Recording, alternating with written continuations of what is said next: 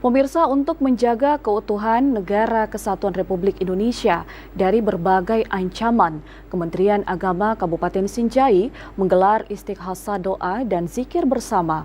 Kegiatan ini menjadi momentum spiritual dalam mendoakan keselamatan bangsa Indonesia.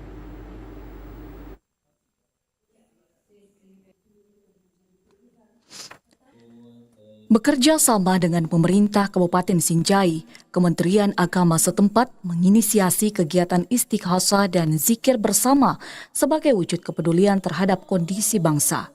Turut hadir Bupati Sinjai, Haja Ratnawati Arif bersama Wakil Bupati Andi Mahyanto Mazda.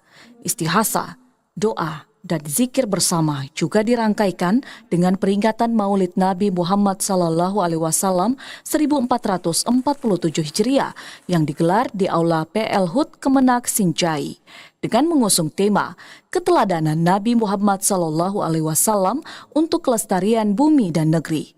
Kegiatan ini menekankan pentingnya meneladani akhlak Rasulullah demi menjaga kedamaian dan berkelanjutan hidup berbangsa.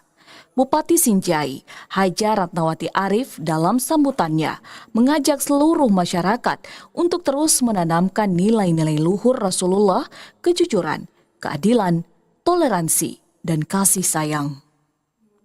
Doa dan istighasa untuk ini hasil dari Zoom persiapan istighasa dilaksanakan oleh Kementerian Agama Republik Indonesia langsung oleh Bapak Menteri Agama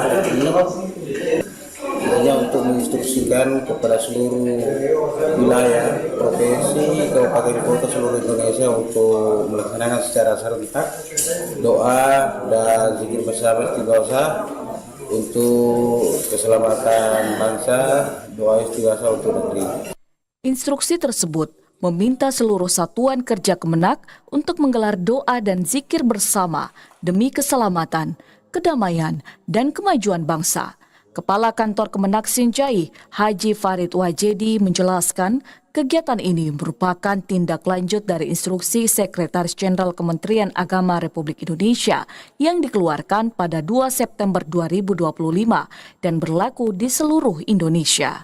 Dari Kabupaten Sinjai, Mustari Pardi melaporkan.